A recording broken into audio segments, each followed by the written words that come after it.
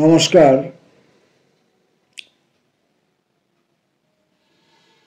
আপনারা এখন স্ক্রিনের উপর যে বইটির প্রচ্ছদটি দেখছেন, এই বইটি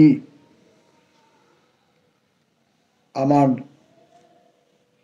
অতি সম্প্রতি প্রকাশিত একটি কবিতার বই, স্বরব্যঞ্জনের কথোপকথন। বইটির প্রকাশক বার্ডনিক। বার্ডনিকের মধুসূদন রায় এই বইটি প্রকাশ করেছেন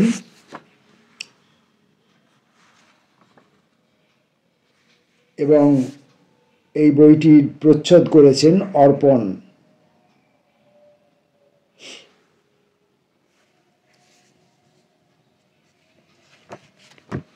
এই বইটির উৎসর্গে আমি শ্রীযুক্ত পঞ্চানন কর্মকারকে এবং তার সঙ্গে তাকে বলে আমি আরও অনেক বিশিষ্টজন যারা আমাদের বাংলা ভাষা, বাংলা অক্ষর, বাংলা সাহিত্য, সংস্কৃতি, বর্ণমালা ইত্যাদির সঙ্গে যারা ওতপ্রোতভাবে জড়িত, যাদের অবদান আছে তাদের, এবং মুখ্যত পঞ্চানন কর্মকারকে আমি এই বইটি উৎসর্গ করেছি। এর কারণ হচ্ছে আমাদের বাংলা বর্ণমালার স্বরবর্ণ এবং ব্যঞ্জন বর্ণের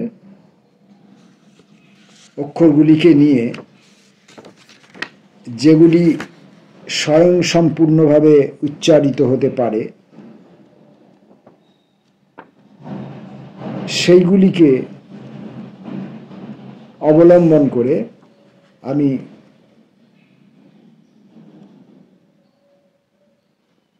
কবিতা রচনার চেষ্টা করেছি।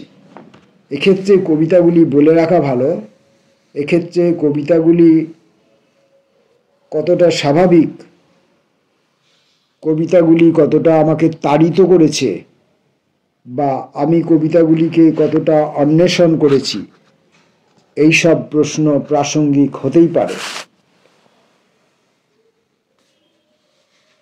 আমি এই বইটি থেকে মাত্র নমুনা স্বরূপ মাত্র দুটো কবিতা বা দুটি লেখা এখানে পড়ব।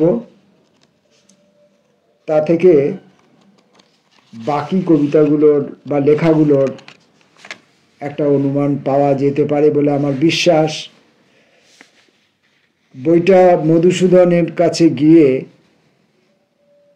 মধুসূদন রায়, বার্ডনিক, বর্ধমান, সে বর্ধমান বইমেলাতে, লিটল ম্যাগাজিন মেলায় ছিল, বর্ধমান বইমেলাতেও এখন সে আছে, কলকাতা বইমেলাতেও সে থাকবে, এবং বর্ধমানে তার যে নির্দিষ্ট ঠিকানা সেখান থেকেও এই বইটি পাওয়া যাবে। আমি কাউকে অনুরোধ করছি না যে বইটি অর্থমূল্যে ক্রয় করুন। আমি শুধু বলবো যে একবার গিয়ে, বেশিক্ষণ সময় লাগবে না, একবার গিয়ে মধুসূদন বাবুর কাছ থেকে বইটি হাতে নিয়ে উল্টে পাল্টে দেখে বলবেন যে আমার এই কাজটি কর্ম না অকর্ম, কি হয়েছে। আমি দুটো কবিতা পড়ব, দুটো লেখা পড়ব, এবং লেখা দুটোর চিত্ররূপ এই পঠনকাল সময়ের মধ্যে আপনারা এই স্ক্রিনের উপর দেখতে পাবেন। আমি দুটো বর্ণকে বেছে নিয়েছি, একটি ঙ আর একটি ঞ। প্রথমে ঙ চরিত।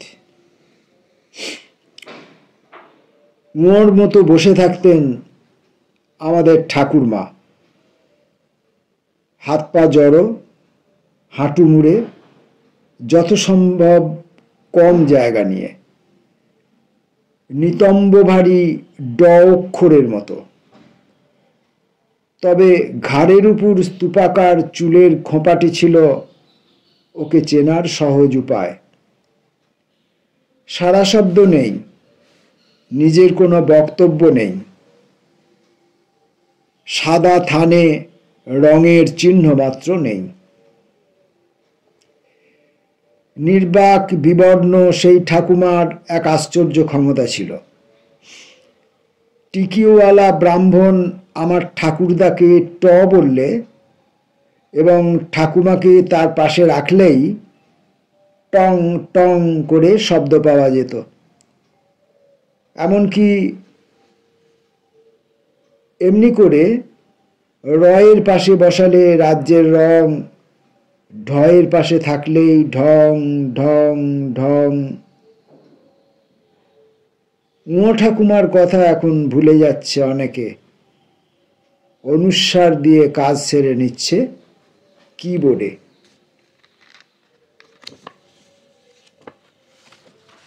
এইবার ইয়র কথা। ইয় ঠাঁই হারা। ইয় বর্ণটিকে দেখলেই রানারের কথা মনে পড়ে আমার। লোকটা ছুটতো কেবল। সুকান্ত, সলিল, হেমন্তরা তার ছুট দেখেছিলেন। লোকটা কিঞ্চিত রোগা, পিঠের বোঝাটা বরঞ্চ অনেক বড় ভারী। সঞ্চয় বলতে ছিল তার পায়ের পেশি, মনের সাহস আর বঞ্চনার ওপর অপার মহিমা। বাংলা বর্ণমালার ইয় আর ডাকঘরের রানার, এরা দুজনেই এখন বিলুপ্ত প্রায়। অথচ কাঞ্চন ফুল, হেলেঞ্চা শাক, গরিবের প্রতি বঞ্চনা সবই রয়েছে যথাযথ। এমনকি বাংলা পঞ্জিকা, কিশোরীর চোখে অঞ্জন এখনো দেখা যায় কোনো কোনো গ্রামে গঞ্জে হঠাৎ হঠাৎ।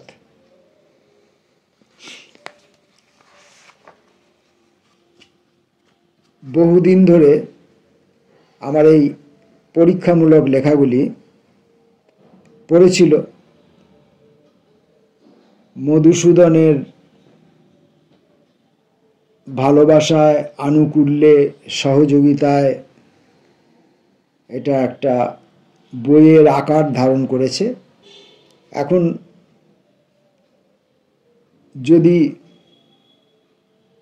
রসিকজনের হাতে বইটি পৌঁছায় এবং যদি রসিকজন এর মধ্যে রস আবিষ্কার করতে পারেন বা এটাকে বিন্দুমাত্র কাজ বলেও যদি তারা বিবেচনা করেন, তাহলে হয়তো এই লেখাগুলি এবং এটিকে বই হয়ে উঠতে সাহায্য করার পেছনে মধুসূদন রায়ের যে পরিশ্রম এবং ত্যাগ,